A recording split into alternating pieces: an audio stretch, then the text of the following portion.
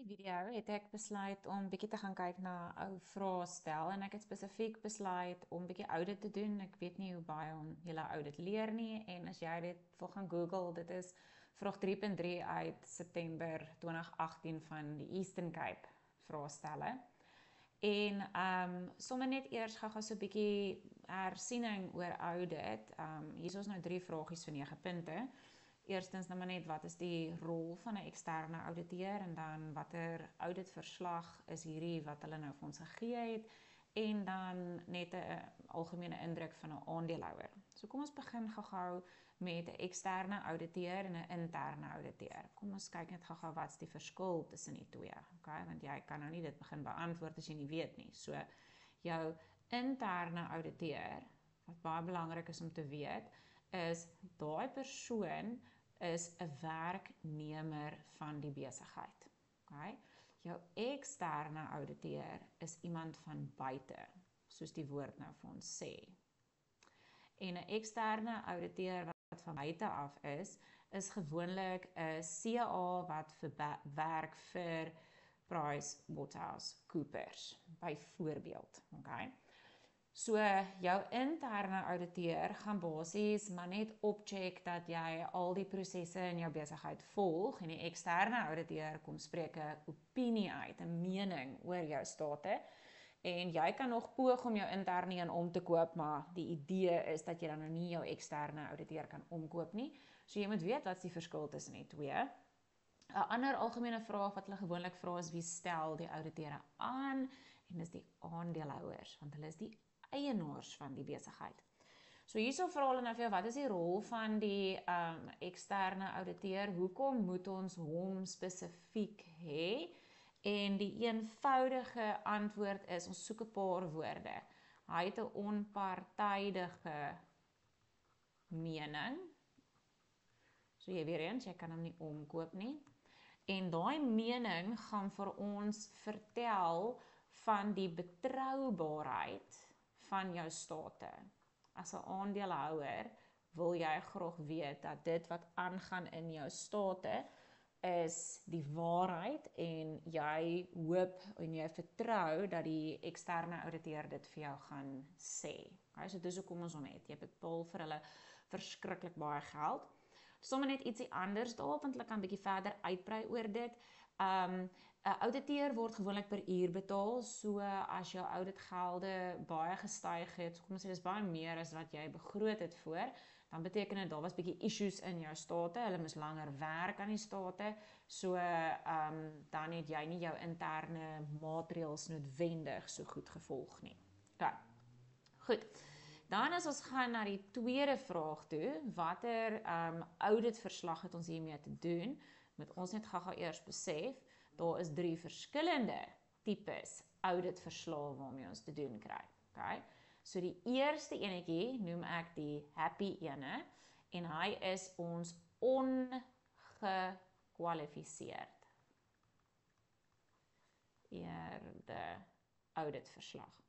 En die rede, okay, kom ons gaan eens aan. So die tweede tipe auditverslag wat jy kry, is auditverslag, so hier in die middel. Okay, hy is nog nie heeltemal ongelukkig nie, hy is net so hier semi in die middel, en ons noem dit 'n gekwalifiseerde. En dan die derde ene is die unhappy ene, ons hou glad nie van hom nie, dit is die weerhouding van mening. Houding van mening. Okay, so, hoe ek het onthou, ongekwalifiseerde beteken ek het niks gehighlight nie. En 'n gekwalifiseerde beteken ek moes iets highlight en iets vir jou uitwys wat ek nie mee tevrede is as die ouditeur nie. So nou moet ons bietjie gaan lees wat hulle alles hierso vir ons sê.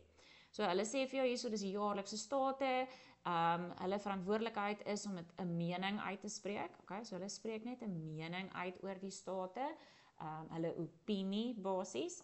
Nou, hier kom die mening nou. Okay, so hulle sê nou net eers wat hulle gaan doen het, en nou hierso, hierdie stukkie is nou hulle mening. Na ons mening is die finansiële state, en hulle gaan altyd hierdie sê, 'n redelike weerspieëling van die finansiële posisie van die maatskappy, en dan hierso kom die highlight gedeelte nou, behalwe. Okay. As dit 'n happy verslag was, dan sou hulle hierso na die 2018 vir jou gesê het, in alle wesenlike opsigte, dan weet jy, hulle is heeltemal sigte, hulle is heeltemal happy, maar nou daai behalwe, sê nou vir jou, hulle gaan nou iets vir jou highlight, waarmee hulle nie heeltemal tevrede is nie, en hulle is nie heeltemal tevrede met die advertensie uitgawes nie, hulle kon dit nie verifieer nie. Daar is geen dokumentasie van daai uitgawe nie. So, die besigheid het betaal en hulle kan glad nie bewyse kry daarvan nie. As dit 'n weerhouding van mening is, dan sal die ouditeur sê, ons spreek nie 'n mening uit nie. So, dis heel maklik om dit te kry. So, hoe moet jy nou dit beantwoord? Jy gaan nou vir my sê, dis nommer 2, dit is 'n gekwalifiseerde auditverslag, en hulle wil jy moet dit nou vir hulle verder verduidelik. En jy gaan dan nou sê, in jou verduideliking, kom ons kry net gou hierso so 'n pyltjie, jy gaan dan nou sê in jou verduideliking, dat advertensies het, jy kan sê dis nie geverifieer nie, of ons sê net advertensies het geen dokumentasie nie. Sê nee. Okay. Net 'n sinnetjie oor dit. Geen dokumentasie van die uitgawes nie, of die auditeure het gevind hulle kon dit nie verifieer nie. Enige een van die twee. Okay. Dit gaan vir jou 3 punte gee. Nou, ons laaste vraagie. As 'n aandeelhouer, hoekom sal jy nou bekommerd wees oor so 'n verslag? Hoekom is dit kommerwekkend dat daar nie dokumentasie vir my advertensie uitgawes is nie? Okay, hoekom is dit so belangrik? En jy moet nou 'n bietjie verder dink, waarop is hulle besig om te sinspeel? Waarop dui dit as daar nie dokumentasie is nie? En die eerste maklike ene is, dit dui op moontlike bedrog. Iemand is besig om goed vir hulle self te doen. Hulle sê, in aanhalingstekens, hulle betaal advertensie uitgawes, en meantime is hy besig om sy eie huis te verf. So, die ander rede hoekom jy as 'n aandeelhouer sal bekommerd wees, ek kan ook nie eers meer spel nie, dit gaan die reputasie van die besigheid skade doen. Reputasie van die maatskappy benadeel. En 'n ander moontlike rede is, hulle volg nie hulle interne kontrolemaatreëls nie.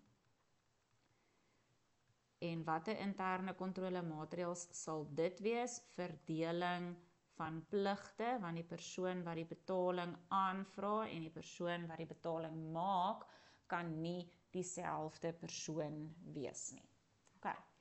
En dit is so vinnig en in 'n nutshell 'n paar goedjies wat jy veronderstel is om te weet van auditverslag.